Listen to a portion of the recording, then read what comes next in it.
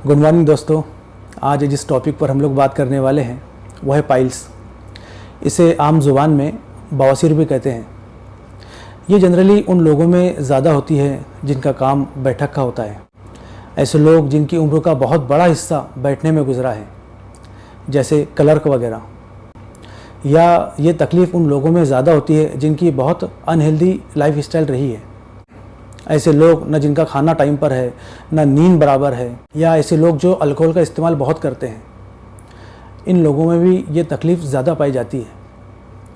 अब होता ये है कि ये लोग डॉक्टर्स के पास जाते हैं और डॉक्टर्स इन्हें मशवरा देते हैं कि आप लोग ऑपरेट करवा लो। लेकिन दोस्तों, ऑपरेशन इस चीज़ का हल नहीं है, क्योंकि बहुत सारी बार देखने में आया है कि ऑपरेशन के बाद भी ये तकलीफ़ दोबारा से आ जाती है। लेकिन अगर ऐसे लोग सही होम्योपैथिक ट्रीटमेंट करें तो इस बीमारी से हमेशा के लिए छुटकारा पा सकते हैं।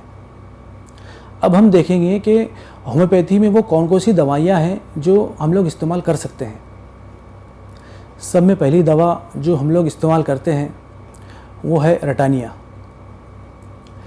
ये मेडिसिन उस वक्त इस्तेमाल होती है जब पेशेंट ये कंप्लेंट करे कि उसे बहुत ज़्यादा तकलीफ़ है, ऐसी तकलीफ़ के मानो चाकुओं से कोई एनल रीजन को छील रहा है।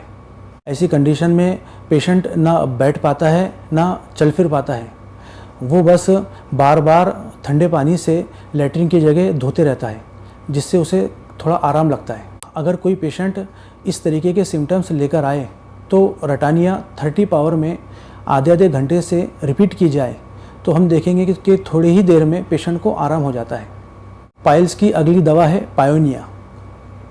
ये मेडिसिन उस वक्त इस्तेमाल होती है जब पेशेंट ये कंप्लेंट करे कि उसे लेटरिन की जगह पे सूजन के साथ में बहुत दर्द है।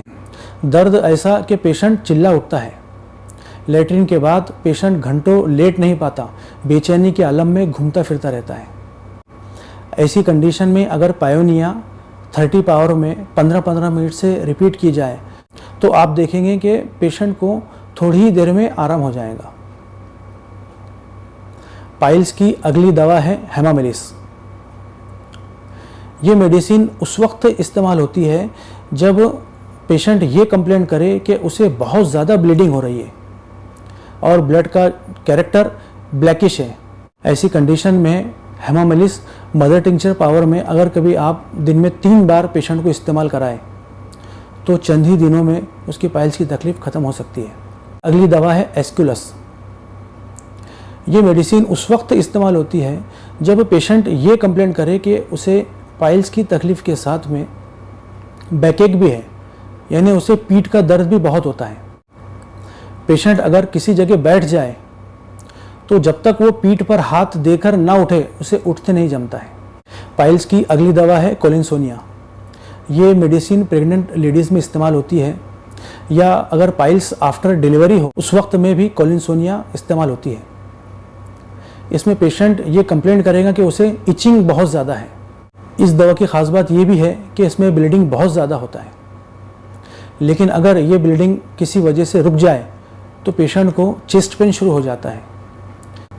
तो अगर कोई पेशेंट ये कंप्लेंट करे कि जिस वक्त उसे पाइल्स की ब्लीडिंग रुक जाती है तो उसे छाती में दर्द शुरू हो जाता है, ऐसे वक्त में कोलिनसोनिया की कुछ डोजेज से ही उसे आराम हो जाएगा। अगली दवा है एलोज। ये मेडिसिन उस वक्त इस्तेमाल होती है कि जब पेशेंट ये कहे कि पाइल्स के मस्से बहुत ज़्यादा बढ़ गए हैं और लेटरिन की जगह से पूरे बाहर आ गए हैं। ऐसी कंडीशन में पेशेंट के लिए किसी जगह बैठना दुश्वार हो जाता है। पाइल्स के साथ में पेशेंट को कॉन्स्टिपेशन की बहुत ज़्यादा तकलीफ होती है। पेशेंट बार बार लेटरिन को जाता है लेकिन उससे लेटरिन होता नहीं है। ऐसी कंडीशन में हम लोग एलोस का इस्तेमाल करते हैं। तो दोस्तों, ये कुछ दवाएं थी जो हम लोग पाइल्स में इस्तेमाल कर सकते हैं। इसके अलावा भी बहुत सारी दवाइयाँ हैं जो हम लोग इस्तेमाल करते हैं। जैसा कि हर वीडियो के आखिर में मैं अपना एक क्योर्ड केस शेयर करता हूँ, तो पाइल्स के ताल्लुक से मैं अपना केस शेयर करना चाहूँगा। ये एक 60 साल बुज़ुर्ग महिला का केस है जिसे पाइल्स की तकलीफ़ काफ़ी सालों से थी।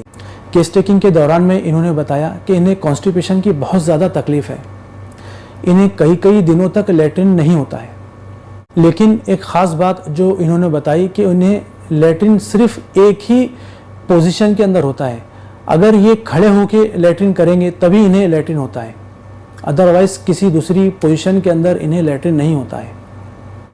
ये एक ख़ास सिम्टम थी जो होम्योपैथी की एक दवा में पाई जाती है, जिसे हम कॉस्टिकम कहते हैं। कॉस्टिकम 200 इन्हें 3 दिन तक कंटिन्यू दिया गया।